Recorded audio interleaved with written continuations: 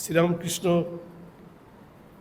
বলছেন, কেশবচন্দ্র সেনের জন্যে আমি খুব উদ্বিগ্ন ছিলাম।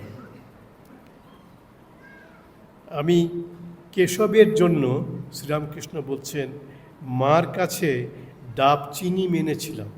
মা মানে ঠনঠনের কালীবাড়ি, ঠনঠনিয়া উত্তর কলকাতায় একটা বিখ্যাত কালীবাড়ি। সেই কালীবাড়িতে শ্রীরামকৃষ্ণ কেশবচন্দ্র সেনের নিরাময় আরোগ্যের জন্যে তিনি ডাব চিনি মানসিক করেছিলেন, যে ও যেন ভালো হয়ে যায় কেশবচন্দ্র সেন। ওই ঠনঠনের কালীবাড়িতে ডাব চিনি মানতের এখনও প্রথা আছে। ডাব চিনি মানে ডাবের মধ্যে চিনি দিয়ে, তখন আরেকটু মিষ্টি হবে ডাবের জলটা, তো সেটা ভালো লাগবে খেতে, তো সেটা মারও ভালো লাগবে।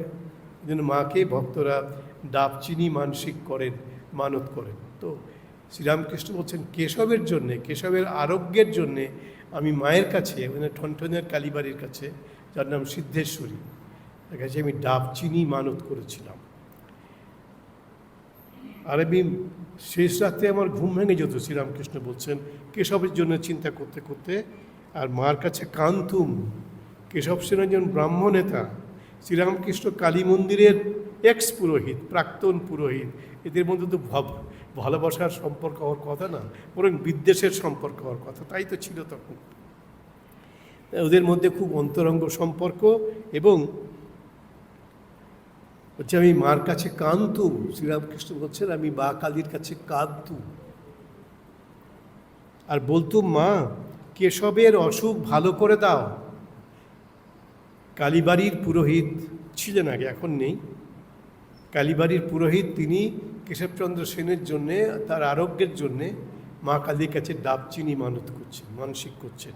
মাকে বলতুম, আর মা কেশবের অসুখ ভালো করে দাও। কেশব না থাকলে আমি কলকাতায় গেলে কার সঙ্গে কথা কব, তাই ডাব চিনি মেনেছিলাম। মানে কলকাতায় আর কোনো লোক ছিল না, শুধু কেশবচন্দ্রই ছিলেন।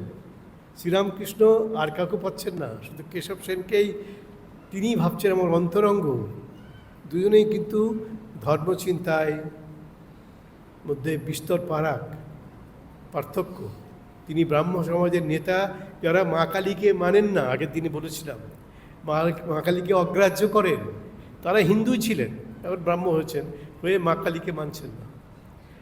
তো শ্রীরামকৃষ্ণ কিন্তু কেশবের জন্যে ডাব চিনি মায়ের কাছে মানত করছেন এবং বলছেন, মা কলকাতায় গেলে আমি কার সঙ্গে কথা কব, কেন সারা কলকাতায়, তখন তো ভারতবর্ষের রাজধানী কলকাতা, শুধু তো